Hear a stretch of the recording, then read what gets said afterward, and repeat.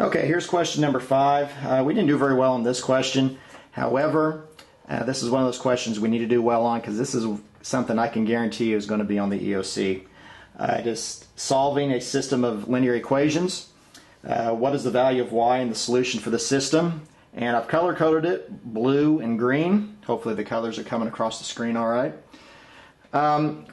We did this way back in chapter 3, which was before Christmas break. What we need to do is we need to solve one of the equations for one of the variables, and the equation and the variable we want to do in this particular case is the blue y. And the reason we want to do that is because if we solve for the blue y, it has a coefficient of 1 or negative 1, and we don't have to worry about getting fractions if we do the rest of it correctly. So I will subtract negative 4x from both sides. Can't combine those, not like terms. So I get negative y equals negative 4x plus 4 divided by negative 1. So y equals 4x minus 4. We're going to take that value and plug it into the green equation now. So 6x minus 5. Replace the y with 4x minus 4.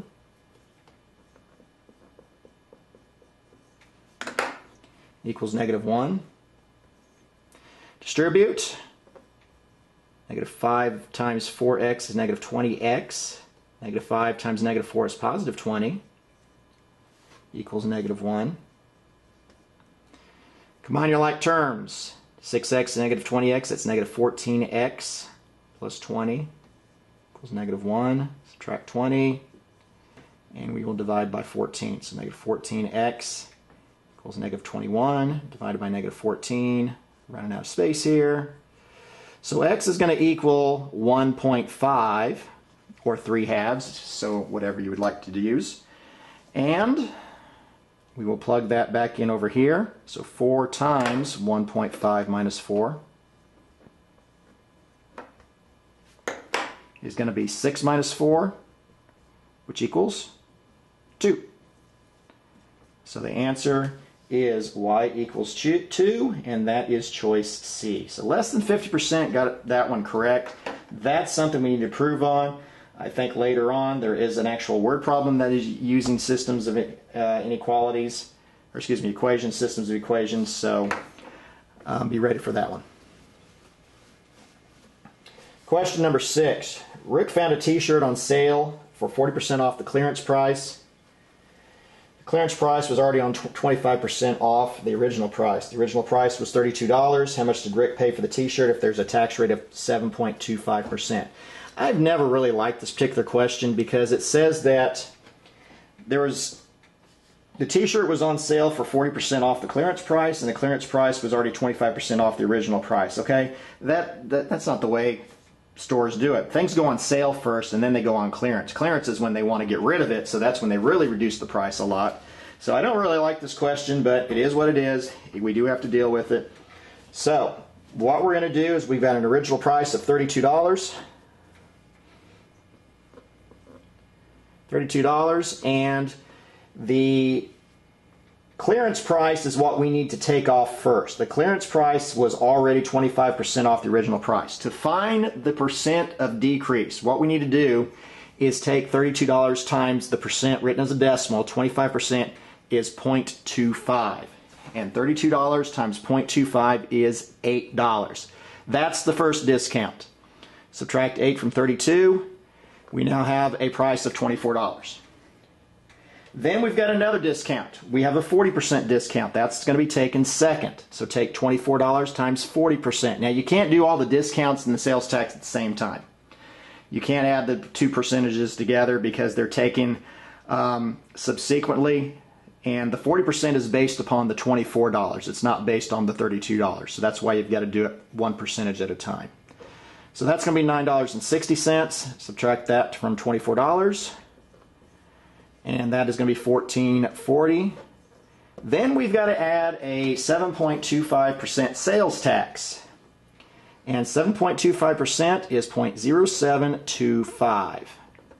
So $14.40 plus 0.0725,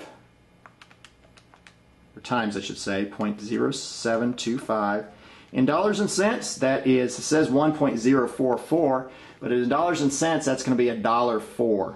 Round it to dollars and cents. So $1.04, and that was sales tax. So add it to the price, $15.44, and that was choice D. On a question like this, if you wind up just off a penny or two, go with that answer. A lot of businesses, they would not have charged you $1.04 sales tax. They would have charged you $1.05 because they round up no matter what the number behind the cents place is. So if you're doing the test and you come off just a penny, go with that answer. You're probably correct. And that, is really kind of basic math, and we only had a little over 50% get that one right. Number seven. What are the solutions to x squared minus 6x equals negative 21?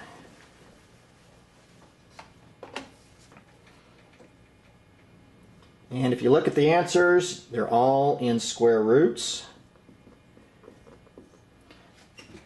There's often multiple ways to solve this type of question. It's a quadratic equation. We can factor it into two sets of parentheses, reverse FOIL. This one doesn't reverse FOIL, and the reason I know it doesn't reverse FOIL because I look at the four choices and none of them are nice, neat, fractional or whole number answers. So it looks like there's only one way to solve this, and that is using the quadratic formula. And if you recall what the quadratic formula is, you don't have to. It's actually going to be on your reference sheet, at least it's been in the past. But the quadratic formula is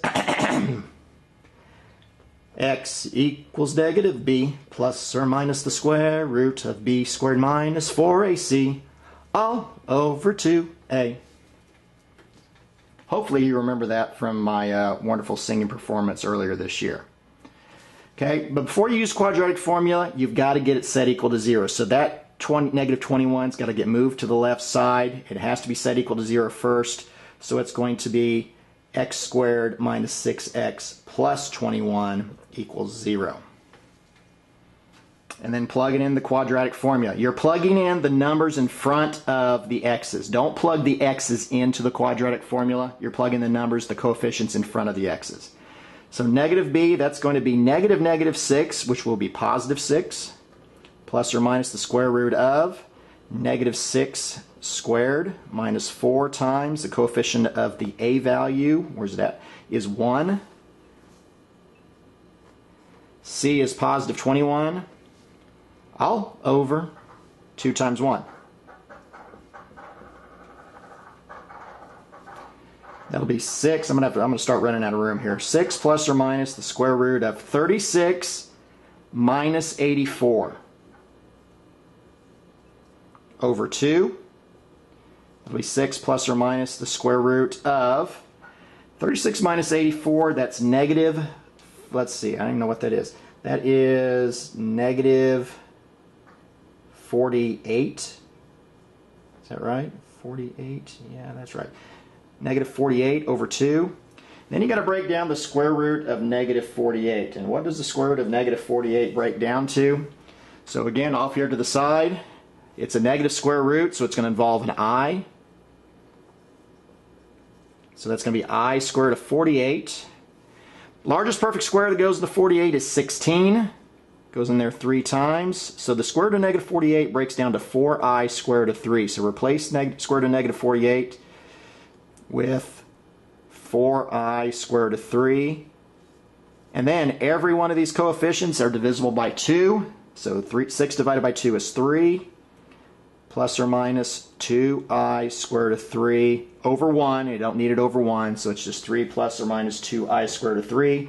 And that is selection B. Selection B. Quadratic formula, these were in I believe section 5, 6. It was in the latter part of chapter 5. Latter part of chapter 5. Whoop, I just kicked the chair.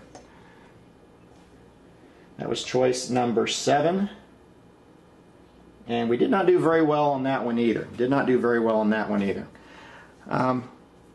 Remember, you got to get set equal to 0. Quadratic formulas need to be set equal to 0 in order to use a quadratic formula. Okay, got a lot of people that want to throw this negative 21 and keep it over that side.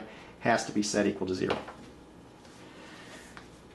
Question number 8. Oh yes, another one of the questions I really don't like because I don't think it makes a whole lot of sense, but I do understand what they're trying to get to. TV weather forecaster announces one location has a 45% chance of rain tomorrow and 10% chance of snow. What's the probability that it'll rain or snow in this location? Again, the reason I don't like this question is because snow is a type of rain. It's just, you know, kind of rain that comes down in fluffy clouds. So I don't really like this question. However, I know what they're trying to get you to do. They want you to add the percentages together. They want you to add the percentages together, and a lot of you did do that successfully. 45% and 10% is 55%. But then you got to change 55% to a decimal. Actually, I guess it's a fraction on this one. So you got to change it to a fraction. And percent means per 100, so 55% is 55 over 100. And that just reduces to 11 over 20, and that's choice D. I suspect most of you would just type in 55 over 100 in your calculator and let it reduce it for you, and it's going to give you the correct answer. So type the fraction into the calculator, let it reduce for you. Question number 9. What's the complete factorization for 8ax plus 14 ax, I guess that was ax squared, minus 15a. Well, they all have an a in them. They all have an a in them, so that's the first thing I know can factor out. So we do a reverse distributive property and factor out that a. We're left with 8x squared plus 14x minus 15. And then we will look what's in parentheses and we factor that out. And remember, I liked the stacking method of factoring way back when we did factoring. So what are two numbers that can split up to multiply to be 8x squared? Well, that would be 4x and 2x. And two numbers that multiply to be negative 15 but have cross products that add up to equal 14. And that's going to be two numbers that multiply to be negative 15 will be positive 5 and negative 3. This cross product is 20x. This cross product is negative 6x. It does add up to 14x, so this is the correct factorization, including the a. Don't forget the a. So when we write it in more universally accepted fashion, it's going to look like this. And that was choice, what is choice? Choice number D. Number D. Choice letter D. Notice that there is one that looks very similar. If you look at B, B and D look pretty close together, not quite the same. They just didn't factor out the A. You do have to factor out the A, otherwise it's not completely factored. And it did say what's the complete factorization. What's up, baby girl? Nothing. Nothing. My daughter keeps walking in.